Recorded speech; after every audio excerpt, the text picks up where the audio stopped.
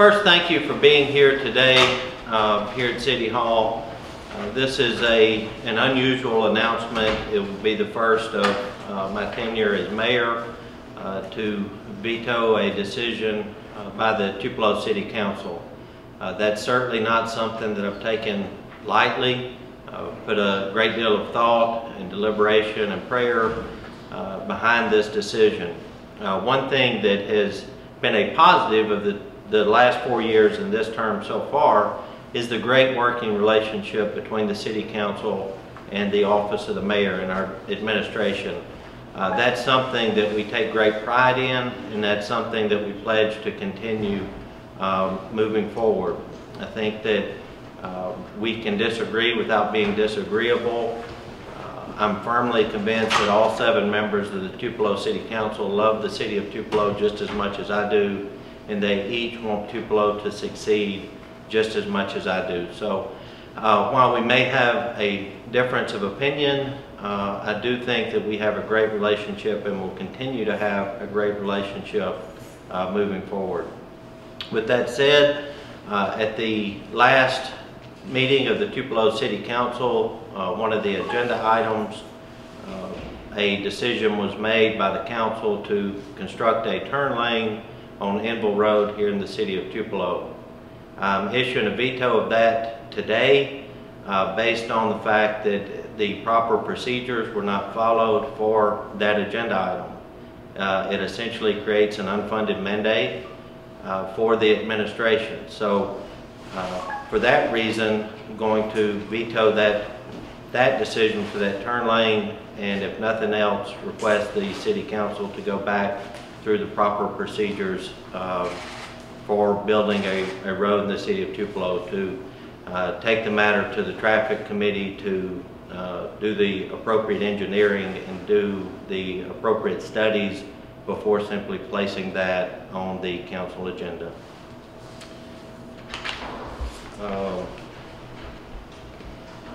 So that will be done. The second decision today, as has been reported, the state flag of the state of Mississippi, at the first of the year, the bicentennial banner of the state of Mississippi was removed and replaced by the state flag there at the Tupelo Police headquarters.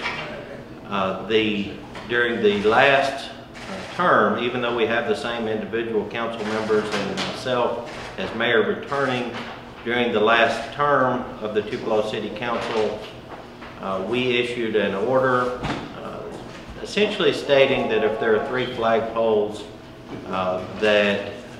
if there's more than 1 flagpole rather, that the United States flag will be flown on one pole and the state flag would be flown on the other.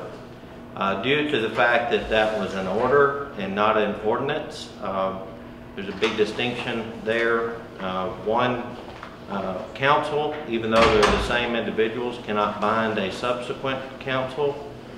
Therefore, I've issued an executive order today to change the state flag at the Tupelo Police Department and replace that with the flag of the City of Tupelo. The order that I've issued today only addresses the Tupelo Police Department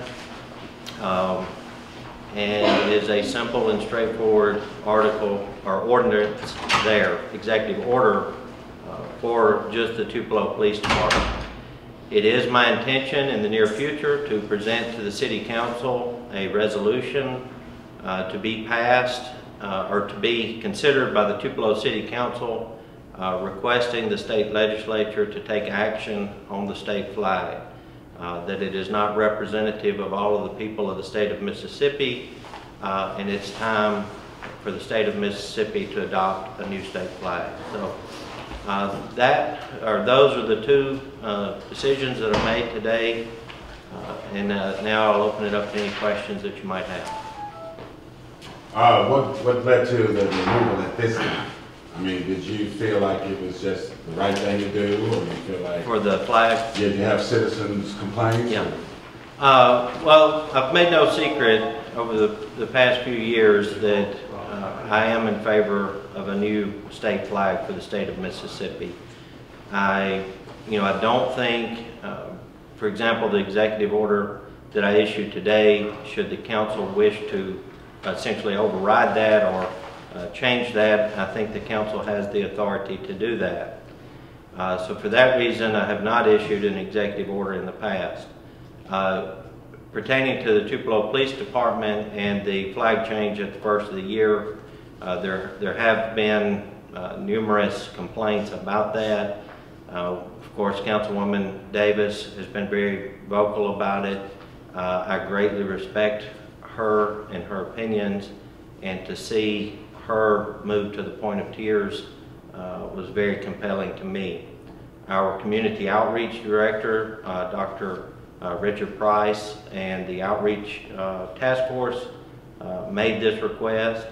Reverend Chris Traylor, president of the Lee County chapter of the NAACP, made this request, and also Dr. Jim Coniglio, chairman of the Accountability Task Force, made this request. So those three entities, along with other community leaders and citizens, all essentially made this request, and I thought they made very compelling arguments. Do you worry that these two actions together will harm your working relationship with the City Council moving forward? That is a very big concern of mine, and something that I have not taken lightly. I have, over the past 4.5 or 5 years, have not issued any veto or executive orders that were contrary to the wishes of the City Council.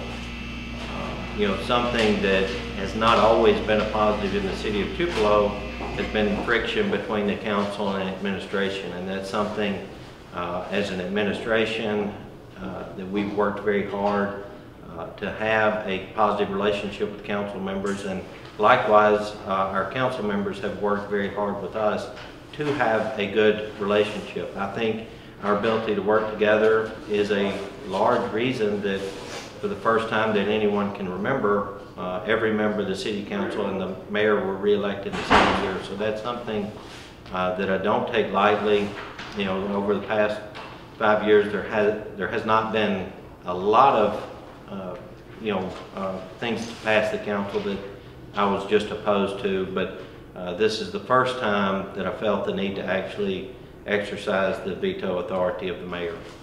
So basically the council didn't go through the proper procedures, I guess, as far as the turn lane. You said an unfunded mandate, is that what it amounted to? That's right. So during the budget process, and going back, the Public Works Department, we have adopted a grading scale where roads are repaired on a grading scale of 1 to 5, with 1 being the roads in the best shape and 5 being the roads in the worst shape. Hemble Road is actually a 1. When we adopted at the budget and we increased our mill and overlay and street budget from a little over $1 million to a little over $2 million this time, and adopted the roads that would be worked on for the City of Tupelo. A lot of them are still the annexation roads, Frog Meadow, for example, the other roads that are in terrible states of disrepair right now. All of those roads were adopted or approved for repair by the City Council. That did not include any enhancements, widening, or work on the Enville Road. So we budgeted all of those items through the budget process when we adopted the 2018 fiscal year budget. So we adopted that, and nothing about Enville Road was included. So to do this now, you're either going to have to do another budget amendment to increase to closer to $2.5 million in that budget, or stop other projects that are already in the works. So you either have to do away with projects that are currently under work, or kind of juggle that. The other thing, anytime there's a red light, a stop sign, turn lanes, things of that nature, the request is first made to the Tupelo Traffic Committee. This particular turn lane has not been studied or reviewed by the Tupelo Traffic Committee. They haven't voted on it. It was, and I'm not being critical, The council certainly has the authority and prerogative to put anything they wish on the council agenda, but this was simply placed on the agenda and voted without doing any of the background work that's normally done. Let me ask you about that, because one argument we heard was that your administration, since it opposed this turn lane, was kind of opposing any efforts to study the viability of the turn lane, and that council action therefore was needed to kind of move study forward. Well, you know, I certainly don't want to be contrary with the council. The request was made from our city engineer, John Crawley, and he did a preliminary estimate for the turn lane. So he did that at the request of the council. Now, I certainly made no secret that for various reasons that I don't think that the turn lane there is a priority. I think we have other needs in the city of Tupelo, but we haven't done, you know, if the council asks us to do something, we're going to do it.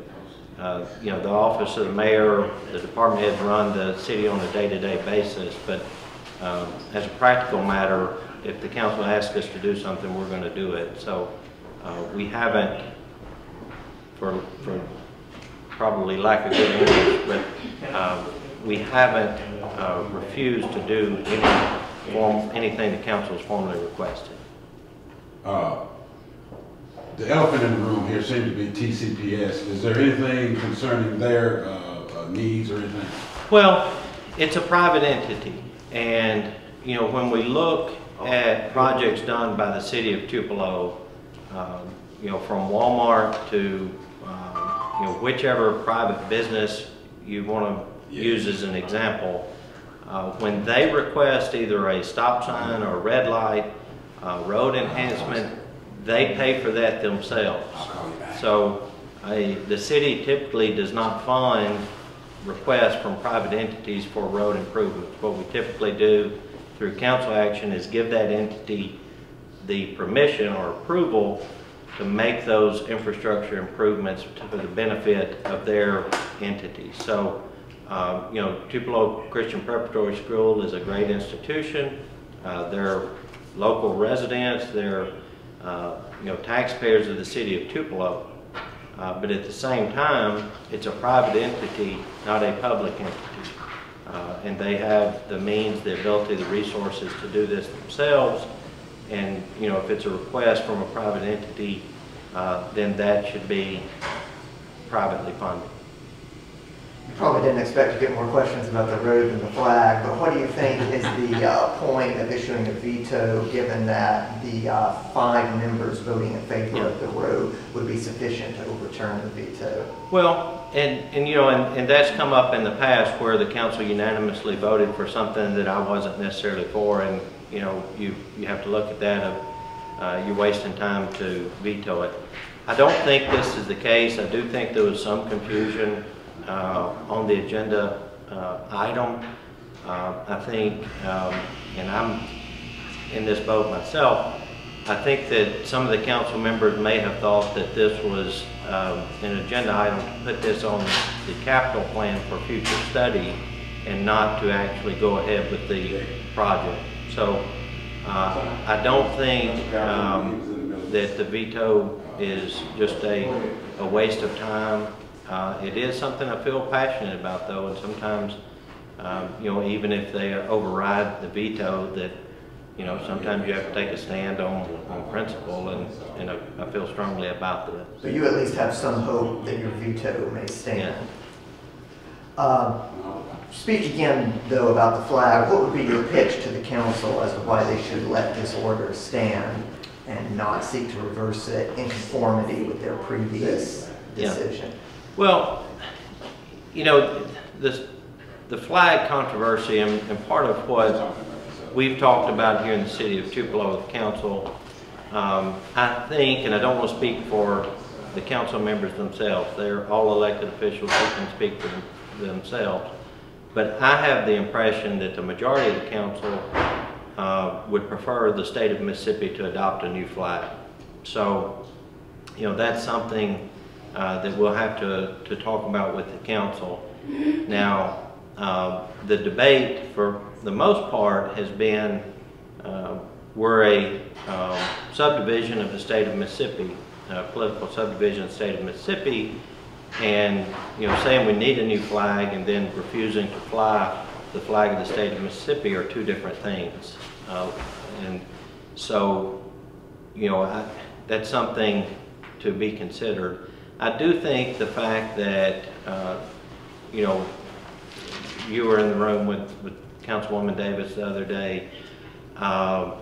We had the separate meeting with the task force leaders, with Reverend Traylor, NAACP, and other community leaders. Some council members were present. The location of the police department, I think, is a significant factor. That is not necessarily the overriding factor for me in issuing the executive order, but I do think there's some merit to the location of the police department. So, it's something, again, the council would have the authority to overrule this, so to speak, but I do have some confidence that this executive order would be allowed to stand, and then we'll address other locations of flag separately.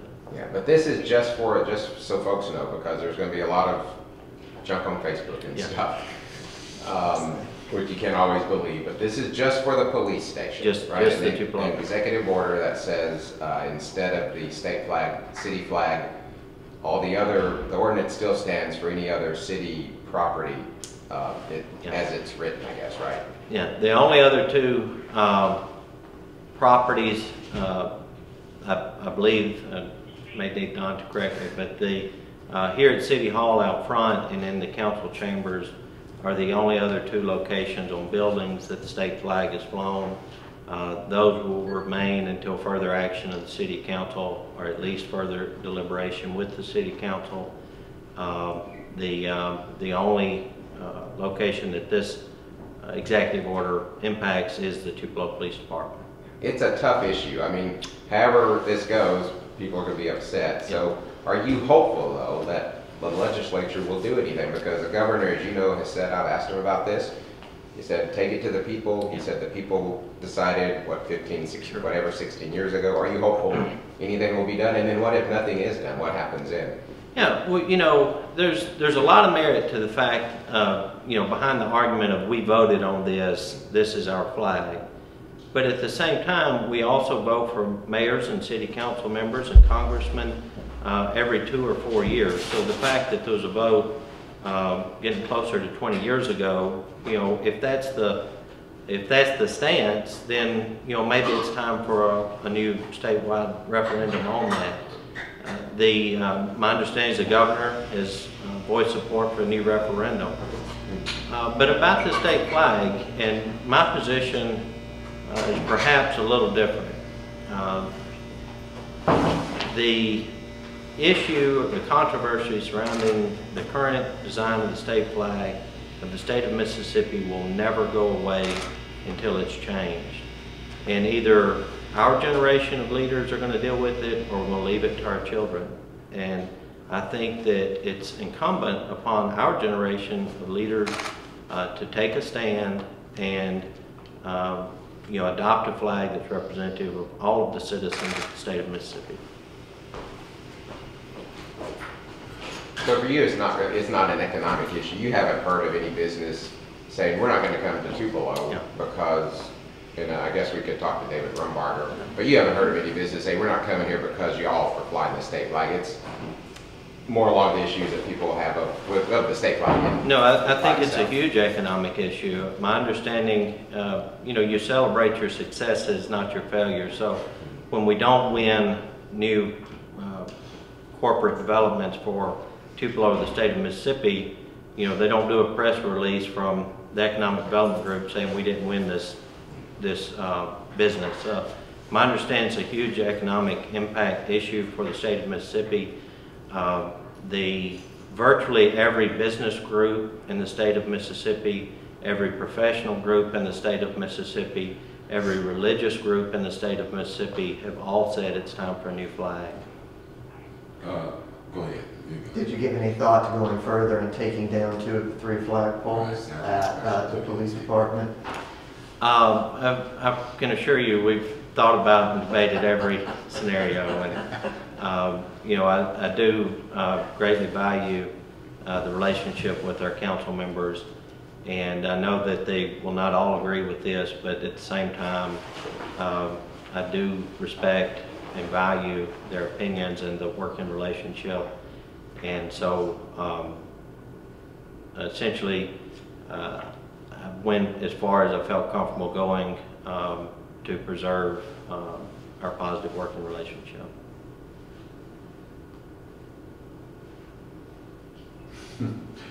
Just follow what he said though, there's two other locations where you have the state flag right now, other than that one.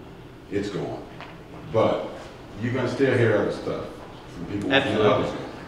Absolutely, it's an issue that will never go away. I fully recognize that. There's something to be said of being on the right side of history. There's no question that the issue will never go away, and the flag will eventually be changed. It's just a matter of when. Back to the Enville Road thing. It's trying to keep me on my toes. I know, man. I'm still got a hangover from last They're the night. one that had a two-pronged press conference. That's right. Yeah. That's right. Two fronts. It goes. Is that where it intersects at the McCullough? Is that where the turn lane or whatever it's going to be? The turn lane would be, the proposed turn lane would be right in front of TCPS. So it'd be a turn lane for the benefit of the private entity.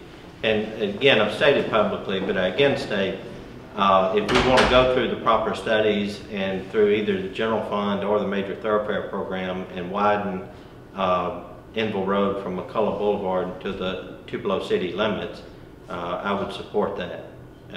And I think that would be an appropriate use of public funds. I think there's a big difference though in a request for the benefit of a private entity with general fund money when there is no general fund money available for that project, at least not budgeted now, so you'd have to go through that process. And it wasn't, you know, we spend a great deal of time each year with Public Works, and they do a presentation to the City Council for all of the year's road work, and the council approves that. And the Enville Road turn lane was not on that list. It was not an approved project for this year for the City of Tupelo. So The flag swap has already occurred, correct? the The flag swap at the police department. It was gone this morning when I passed by. I didn't see it. This was not there. Don's that good. What do you call this flag? This is the city flag? That's a city flag. All American city flag. All American city. Okay. That's the ones that we take with us to different events and to represent the city. Nice flag. Did it? Okay, thanks y'all. Thank you, Mayor.